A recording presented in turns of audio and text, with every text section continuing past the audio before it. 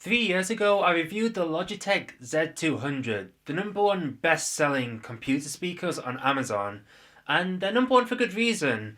They're really good for their price at around £20.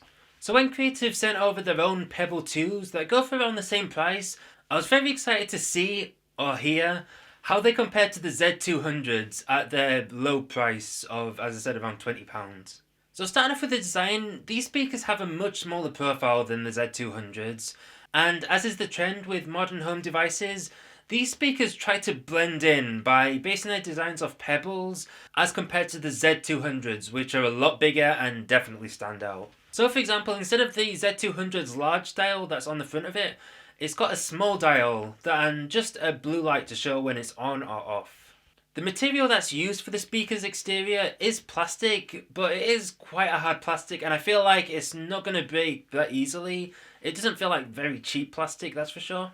And just overall, I much prefer the look of the Pebbles over the Z200s. It definitely looks a lot more modern and fits in a lot more with the surroundings, basically. But going past the looks and actually talking about what's on these speakers, at the front there's an exposed driver, as was the case with the Z200s, and on the back is the passive radiator, which helps out with the bass. I think the passive radiator does do a pretty good job with the bass, with it being very prominent and me being able to hear it from upstairs when the speaker's on. It's obviously not as good as a dedicated subwoofer, with a subwoofer actually being provided with the previous version of the Pebbles, the Pebbles V1. For some reason there isn't a version provided with the V2s. But yeah, just with these speakers by themselves, they can go way up to the max without distorting, at least in terms of the highs and the mids. There's a tiny bit of distortion in the bass, and in of themselves the mids are pretty strong and the highs are pretty good too. And all in all, they make for a really nice soundstage, with you being able to easily tell the difference between the instruments in songs, and with it sounding pretty clear for the price. I'm going to have some sample recordings down in the description down below. Obviously, that's not going to be fully representative of what you're going to be able to hear, because obviously it's going through a microphone, which is, being compressed and then uploaded and all that stuff. But it will give you a kind of idea. Yeah, those are going to be in the descriptions. But basically, acoustic guitar sounds great. Piano sounds pretty good too, and voices are really clear. And as I said at the beginning of this video, the bass sounds really good on these too, even without a subwoofer included. But one big advantage of these speakers, and one thing that really shows that these are modern devices, is the fact that it connects and is powered to a computer by USB-C, with there being a USB-A adapter in the box if you do need to use that. This obviously means that the speakers, while not being as portable as a portable speaker, can technically be carried around and brought along with your laptop, with you just using the laptop to power the device. I don't know if I'm ever going to be doing it. I mean, I am pretty sure I'm not going to be carrying these around. That's what portable speakers are for. But, you may want to have a portable work setup, and you may want to have these speakers in there and then link them up to your laptop while you're working away from home. It's at least an option for you. And I do really think that these speakers were made for laptop users in mind, because the wires on the speakers aren't that long.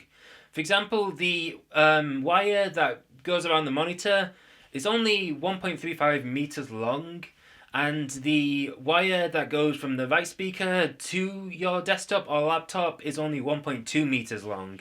That means that if you've got an ultra wide, 1.3 meters probably isn't going to be big enough, or long enough, especially if you're going to be using a really big ultra wide. And if you've got your desktop on the floor while the speaker's on the table, you may have a bit of an issue there too. So just take a measuring tape out, make sure that you measure up before you buy these speakers, because you may be disappointed. The wires weren't an issue for me because the desktop's on the table and it's only a standard 16:9 monitor, so the speakers could easily fit around it, and obviously the speakers could connect to the desktop because it's right next to it. But yeah, just make sure you check. So overall, as you can tell, I really like these speakers. I do think that they're great at its £20 price point. And really, for the price point, you're getting a great sound with a really good amount of bass. That's something with the Z200s. They sounded pretty good, but the bass wasn't quite there with it. There was bass, but it's not half as good as this one. And yeah, it feels like this product was made directly to compete with that, and I feel like it did a good job at competing with it. It's a lot more portable if you want the portability. It's a lot nicer looking on the table. I mean, I'm not an audiophile myself. I am just like a regular music listener, I guess you could say. I do usually use headphones though.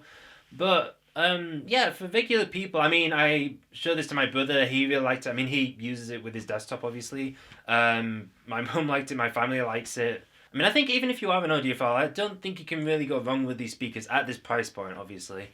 But yeah, what do you all think? Do you think I'm wrong? Do you have these speakers? Do you, I don't know, just want to comment?